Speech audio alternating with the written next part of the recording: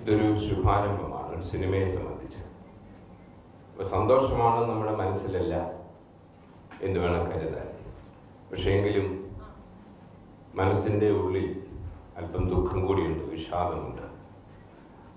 അതിന് കാരണം തീർച്ചയായിട്ടും നമ്മുടെ പ്രിയങ്കരനായ കവി ONV സാർ നമ്മെ പിരിഞ്ഞത് തന്നെയാണ്. അത് ഈ സിനിമയുമായി എങ്ങനെ ബന്ധപ്പെട്ടിരിക്കുന്നു എന്ന് ചോദിച്ചാൽ, അദ്ദേഹം തൻ്റെ ഗാനജീവിതത്തിൽ തൻ്റെ കർത്തവ്യങ്ങളിൽ നിന്ന് നോക്കുമ്പോൾ ഏറ്റവും ഒടുവിൽ പാട്ടുകൾ എഴുതിയത് കാമ്പോജി എന്ന സിനിമയ്ക്ക് വേണ്ടിയിട്ടാണ്. അതുകൊണ്ട് തന്നെ സിനിമ തുടങ്ങുന്നതിന് മുമ്പ് തന്നെ ഈ സിനിമ ചരിത്രത്തിൽ ഇടം നേടുകയാണ്. അപ്പം സന്തോഷമുണ്ട്, അതുപോലെ സന്താപമുണ്ട്. ONV സാറിൻ്റെ കവിതയും അങ്ങനെ തന്നെയാണ്. അദ്ദേഹം പറഞ്ഞിരിക്കുന്നത്, കവിത എന്നാൽ എന്നെ സംബന്ധിച്ച് സന്തോഷത്തിൻ്റെയും സന്താപത്തിൻ്റെയും അശ്രുനീർ വാർന്ന് പരൽ രൂപത്തിലായി തീർന്ന ഉപ്പാണ് എന്നും അത് സഹയാത്രികർക്ക് കൊടുക്കുവാൻ വേണ്ടി കണ്ടെത്തിയ ഒരു പാഥയെ മാത്രമാണ് ഗാനശാഖ എന്ന് അദ്ദേഹം പറഞ്ഞിരിക്കുന്നത്. അപ്പോൾ രണ്ടും ചേരുന്നുണ്ട്. തീർച്ചയായിട്ടും ഒരു മനുഷ്യ മനസ്സും അങ്ങനെ രണ്ടായിട്ട് വേർതിരിക്കപ്പെട്ടിട്ടുള്ളത് തന്നെയാണ്. അപ്പം അങ്ങനെ ഒരു പശ്ചാത്തലത്തിലാണ് ഈ സിനിമ രൂപം കൊള്ളുന്നത്. ഭാഷയ്ക്ക് വേണ്ടിയുള്ള ഒരു സമർപ്പണമായിരുന്നു ONV സാറിനെ സംബന്ധിച്ച് അദ്ദേഹത്തിൻ്റെ ജീവിതം. ഗാനങ്ങളിലേക്ക് വന്നാൽ, ഗാനജീവിതത്തിലേക്ക് വന്നാൽ ചരിത്രപരമായി തന്നെ സ്ഥാനം നേടുന്ന ചില കാര്യങ്ങളുണ്ട്. നമ്മൾ ഇന്നൊക്കെ കേൾക്കുന്ന, നമ്മൾ ആസ്വദിക്കുന്ന ഗാനങ്ങളുടെ തുടക്കം അദ്ദേഹത്തിൽ നിന്നാണ് ഉണ്ടായത്. 951 നിങ്ങൾ എന്നെ കമ്മ്യൂണിസ്റ്റാക്കി എന്ന നാടകം അവതരിപ്പിക്കുവാൻ വേണ്ടി ONV സാറിന് ഗാനങ്ങൾ എഴുതാനായിട്ട് സംഘാടകർ വിളിച്ചപ്പോൾ പാട്ടെഴുതാൻ ചെന്ന അദ്ദേഹം അവരോട് പറഞ്ഞു, പാട്ടെഴുതുക എന്നുള്ള കർത്തവ്യം ഞാൻ ഏറ്റെടുക്കാം, പക്ഷെ ഇതിന് സംഗീതം നൽകണം, അതിന് ദേവരാജനെ കൂടെ വിളിക്കണം എന്ന് പറഞ്ഞു. അങ്ങനെയാണ് ദേവരാജ മാസ്റ്റർ എത്തുന്നത്. പക്ഷേ ആദ്യ സംസാരത്തിൽ തന്നെ ദേവരാജ മാസ്റ്റർ ചില ധാരണ പെശുകൊണ്ട് അവിടുത്തെ പിണങ്ങി പോവുകയാണ് ചെയ്തത്. ONV സാറ് പിറകെ ചെന്നു, അദ്ദേഹമായിട്ട് സംസാരിച്ചു, മടക്കി കൊണ്ടുവന്നു KPSCയിലേക്ക്. അവരന്ന് രാത്രി എന്തോ സംസാരിച്ചിട്ടുണ്ട്. എന്താണ് സംസാരിച്ചത് എന്ന് സാർ നമ്മൾ ഒരിക്കലും പറഞ്ഞിട്ടില്ല. എന്തായാലും ഒരു കാര്യം ഉറപ്പിക്കാം, KPSC എന്നൊരു സംഘടന തുടങ്ങിയിരിക്കുന്നു, ദേവരാജ വരൂ, നമുക്ക് ഇച്ചിരി പാട്ടെഴുതി കാശുണ്ടാക്കാം എന്നല്ല അദ്ദേഹം പറഞ്ഞത്. ഗീതികലയെ വെളിച്ചമുള്ളതാക്കി മാറ്റാം, നക്ഷത്ര തിളക്കമുള്ളതാക്കി മാറ്റാം, ഇതിലെ ദേവരാജൻ വരണം എന്നാണ്. അപ്പൊ അവിടെ നിന്നാണ് തുടക്കം. പൊന്നരിവാൾ അമ്പിളിയിൽ നിന്നുള്ള പാട്ടുതൊട്ടാണ് തുടക്കം. കാലം കടന്നു പോകുമ്പോഴത്തേക്കും 951 കാലം മുതൽ തന്നെ ബന്ധമുള്ള ഒരു വ്യക്തിയാണ് ഇബ്റ്റായിലൂടെ സലിൽ ചൗധരി എന്ന വ്യക്തിത്വം. പക്ഷെ അവർ സിനിമയ്ക്ക് വേണ്ടി ഒത്തുചേരുന്നത് 72-ലാണ് സ്വപ്നം എന്ന സിനിമയിലൂടെ. പാട്ടൊരുക്കുന്ന എത്രയോ പാട്ടുകൾ അവർ ഒന്നിച്ചു ചേർന്നുണ്ടാക്കിയിട്ടുണ്ട്. ചില അവസരങ്ങളിൽ ONV സാറ് ചെല്ലുമ്പോഴത്തേക്കും അല്പം ആലസ്യത്തിലായിരിക്കും, അല്ലെങ്കിൽ ചില മടിച്ചൊക്കെ ഇരിക്കും പാട്ട് ചെയ്യാനായിട്ട്. അപ്പം സലിതായിട്ട് പറയും, സലിൽ, എനിക്ക് പാട്ടെഴുതുക എന്ന് മാത്രമല്ല എൻ്റെ ജോലി, ഞാനൊരു അധ്യാപകൻ കൂടിയാണ്. കുട്ടികൾ കാത്തിരിക്കുന്നു, പരീക്ഷ വരുന്നു, എനിക്ക് ഭാഷ പഠിപ്പിക്കാൻ പോകണം. അതും അദ്ദേഹത്തോട് ഭാഷയോടുള്ള സ്നേഹത്തിൻ്റെ മറ്റൊരു പര്യായം. സംഗീതം പഠിച്ചതിന് ശേഷം MG രാധാകൃഷ്ണൻ വരുന്നു ONV സാറിൻ്റെ ക്ലാസ്സിലിരുന്ന് മലയാളം പഠിക്കുവാനായിട്ട്. എന്താണ് രാധാകൃഷ്ണൻ ഇങ്ങനെ ഒരു തോന്നൽ? സംഗീതം നന്നാവണമെങ്കിൽ ഭാഷ കൂടി പഠിക്കണമെന്ന് സാർ ഒരിക്കൽ പറഞ്ഞിട്ടുണ്ട്, അതുകൊണ്ടാണ് ഞാൻ വന്നെത്തിയത്.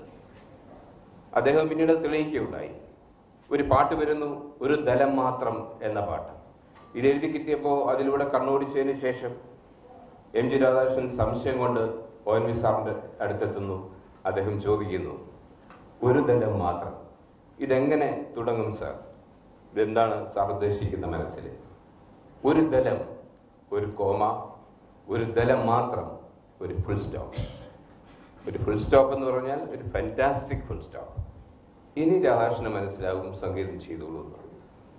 അപ്പോൾ ഒരു കുത്തിനും കോമയ്ക്കുള്ള അതിൻ്റെ വ്യാഖ്യാനം പോലും ഒരു അധ്യാപകൻ പറഞ്ഞു കൊടുക്കുന്നു, പകർന്നു കൊടുക്കുന്നു, ഭാഷയ്ക്ക് വേണ്ടിയും സംഗീതത്തിന് വേണ്ടിയും. ആ ONV സാറ് വയ്യാതിരിക്കുന്ന ഒരവസരത്തിൽ വിനോദ് മങ്കര എന്ന സംവിധായകൻ തൻ്റെ കാമ്പോജി എന്ന സിനിമയ്ക്ക് വേണ്ടി സാറ് തന്നെ പാട്ടെഴുതി തരണമെന്ന് ആഗ്രഹവുമായി നടന്നു. ഒടുവിൽ ഒരു ദിവസം ചെല്ലാൻ പറയുന്നു, പാട്ടെഴുതി കൊടുക്കുന്നു. സാർ, 28-ാം തീയതിയാണ് ഞങ്ങളുടെ ഫംഗ്ഷൻ, സാർ വരണം എന്ന് പറയുമ്പോൾ അദ്ദേഹം ഏതോ ഒരു മുഹൂർത്തത്തിൽ പറഞ്ഞു പോയൊരു വാക്ക്, ഞാനെന്നുണ്ടാവില്ലല്ലോ വിനോദ് എന്ന് പറഞ്ഞു. അത് ദുഃഖകരമായിട്ടുള്ളൊരവസ്ഥയാണ്. പക്ഷേ ചരിത്രത്തിൽ ഇടം നേടി എത്രയോ സംഭവ ബഹുലമായിട്ടുള്ള കാര്യങ്ങൾക്ക് ONV സാർ നിൽക്കുമ്പോഴും ഒരു വേറൊരു തലമുറയിൽപ്പെട്ട വിനോദ് എന്ന് പറയുന്ന സംവിധായകന് വേണ്ടി ആ സിനിമയിൽ അദ്ദേഹം തന്നെ സ്പർശിച്ചപ്പോൾ തന്നെ ഇതൊരു ചരിത്രത്തിൽ ഇടം നേടുന്ന ഒരു കാര്യമായിട്ട് മാറുകയാണ്. അതാണ് ഈ സിനിമയെ സംബന്ധിച്ച് പറയാനുള്ളത്. അതിൽ കൂടുതലുള്ള വിശദീകരണങ്ങൾ തീർച്ചയായിട്ടും വിനോദ് നിങ്ങളോട് സംസാരിക്കും. എന്തായാലും നമ്മുടെ ONV സാറിനെ കൊണ്ട്, അദ്ദേഹത്തെ സ്മരിച്ചുകൊണ്ട് തന്നെ ഇന്ന് ഈ നമ്മുടെ ഈ ചടങ്ങുകൾ ആരംഭിക്കാം. അദ്ദേഹം എഴുതിയ ഒരു കവിത പാടുവാനായിട്ട് ഞാൻ സുദീപ് കുമാറിനെ ക്ഷണിക്കുന്നു. KT മുഹമ്മദ് അദ്ദേഹത്തിൻ്റെ സൃഷ്ടി എന്ന സിനിമയ്ക്ക് വേണ്ടി ഒരു പാട്ട് വേണമെന്ന് ONV സാറിനോട് വിളിച്ചു പറയുന്നത്, പൂവുകളായിരം കീറി മുറിച്ച് ഞാൻ പൂവിൻ്റെ സത്യം പഠിക്കാൻ എന്ന് പറയുന്ന കവിത, ആ വരികൾ ഉൾപ്പെടുന്ന ഒരു പാട്ട് എനിക്ക് എഴുതി തരണം എന്ന് പറഞ്ഞുകൊണ്ടാണ് ONV സാറ് കോഴിക്കോട് എത്തുന്നത്. ഈ പാട്ട് ബാബുരാജ് യുവത്ത് സൃഷ്ടിക്കുന്നത്. ഇത് നമ്മുടെ പ്രിയപ്പെട്ട സുദീപ് ആലപിക്കുന്നു.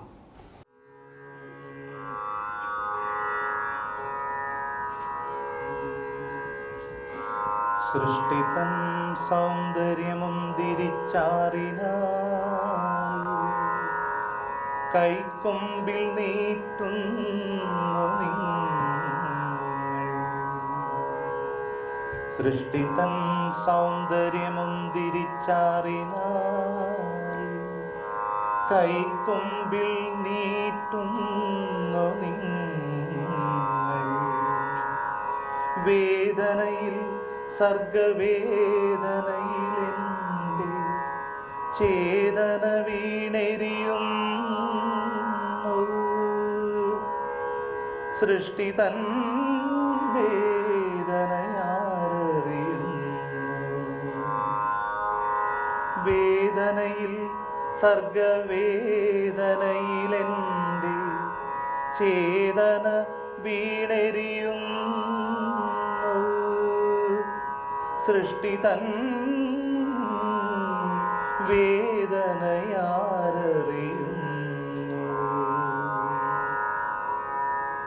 പൂവുകളായിരം കീറി മുറിച്ചു ഞാൻ പൂവിൻ്റെ സത്യം പഠിക്കാം. പൂവുകളായിരം കീറി മുറിച്ചു ഞാൻ പൂവിൻ്റെ സത്യം പഠിക്കാം. ഹൃദയങ്ങളായിരം കൊത്തി നുറുക്കി ഞാൻ ഹൃദയത്തിൻ തത്വം പഠിക്കാൻ. ഭൂമി തൻ കന്യയെ കാട്ടിലെറിഞ്ഞു ഞാൻ ഭൂപാലധർമ്മം പുലർത്താൻ. 100 വിഗ്രഹം തച്ചു തകർത്തു ഞാൻ ഒരു പുതുവിഗ്രഹം തീർക്കാൻ. 100 വിഗ്രഹം തച്ചു തകർത്തു ഞാൻ ഒരു പുതുവിഗ്രഹം തീർക്കാൻ. 100 സഹോദരരെ കൊന്നു ഞാൻ 5 പേർ കുരുക്ഷേത്രം ജയിക്കാൻ. 100 സഹോദരരെ കൊന്നു ഞാൻ 5 പേർ കുരുക്ഷേത്രം ജയിക്കാൻ. ദീപങ്ങളൊക്കെ കെടുത്തി ഞാൻ പ്രാർത്ഥിച്ചു ദീപമേ നീ നയിച്ചാലും. ഈ യുഗത്തിൻ ഇതിഹാസത്തിലുണ്ടെൻ്റെ ഈ വീരസാഹസ ചിത്രം. ഒരു തത്വശാസ്ത്രത്തിൻ തൈ നട്ടു ഞാൻ എന്നും പിഴുതു നോക്കുന്നു വേരെണ്ണ.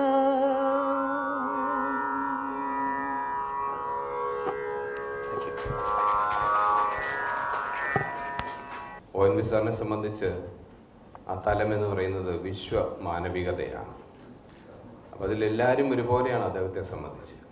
ആ ഒരു ദർശനത്തിൽ നിന്ന്, ആ ഒരു ചെപ്പിൽ നിന്നാണ് ഒരു നുള്ള് സിന്ദൂരമെടുത്ത് കാമ്പോജി എന്ന സിനിമയ്ക്ക് വേണ്ടി ചാർത്തിയത്. അദ്ദേഹം എഴുതിയ പാട്ടുകളിനെ കുറിച്ച് വിശദമായിട്ട് പിന്നീട് M. ജയചന്ദ്രൻ സംസാരിക്കും. നമുക്ക് മിനിസ്റ്റർ വന്ന് ചേർന്നിട്ടുണ്ട്. ശ്രീ V.S. ശിവകുമാറാണ് ഇത് ഉദ്ഘാടനം ചെയ്യുന്നത്. ആ ചടങ്ങിലേക്ക് കടക്കുകയാണ്. അതിനുശേഷം പ്രമുഖരായിട്ടുള്ള വ്യക്തികളെല്ലാം തന്നെ അതിൽ നിന്നൊരു പുഷ്പമെടുത്ത് ONV സാറിന് ഒരു സ്നേഹാഞ്ജലി പോലെ അർപ്പിക്കണം എന്ന് കൂടി പറഞ്ഞുകൊള്ളട്ടെ. ശ്രീ V.S. ശിവകുമാറിനെ വിളിക്കുന്നു. അദ്ദേഹം നിലവിളക്ക് കൊളുത്തി ഉദ്ഘാടനം ചെയ്തതിനു ശേഷം സംസാരിക്കും. ONV സാറ് മരിച്ചപ്പോൾ എനിക്ക് വളരെ തിരക്കുള്ള ഒരാളാണ് എങ്കിൽ തന്നെയും ഞാൻ അവിടെ ഉണ്ടായിരുന്നുകൊണ്ട് പറയുന്ന നേരിൽ കണ്ട 3 ദിവസവും സാറിൻ്റെ സാന്നിധ്യം അവിടെ ഉണ്ടായിരുന്നു. അതിൽ തന്നെ ഒരു ഗുരുവിനോടുള്ള ഭയഭക്തി എല്ലാം തന്നെ നമുക്ക് മനസ്സിലാവുന്ന കാര്യമാണ്. സാർ പൂക്കൾ അർപ്പിക്കുക. എല്ലാവരും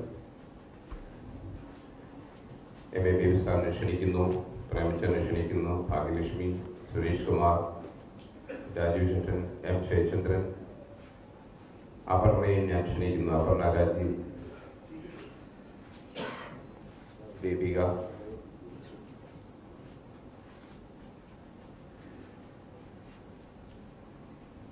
ഇതിൻ്റെ പ്രൊഡ്യൂസർ ശ്രീമതി ലക്ഷ്മി,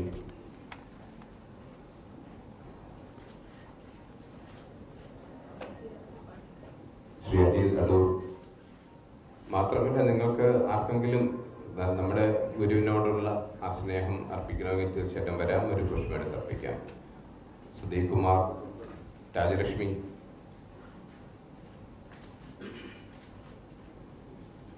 രാജേഷ് ബാബ, കൃഷ്ണമണിച്ചേട്ടൻ, ശ്രീ വിജയകൃഷ്ണൻ, തീർച്ചയായിട്ടും കാമ്പോജിയുടെ സംവിധായകൻ ശ്രീ വിനോദ് മകര, ഓമനക്കുട്ടി ടീച്ചർ, എനിക്ക് പേരറിഞ്ഞൂടാത്ത ഒത്തിരി ധാരാളം വ്യക്തികളുണ്ട്. അവർക്കും കടന്നു വരാൻ ഇപ്പോൾ അർപ്പിക്കാം. സ്നേഹപൂർവ്വം നിലവിളക്ക് വൃത്തി ഉദ്ഘാടനം ചെയ്തതിലേക്കായി ശ്രീ വി എസ് ശിവകുമാർ ക്ഷണിക്കുകയാണ്.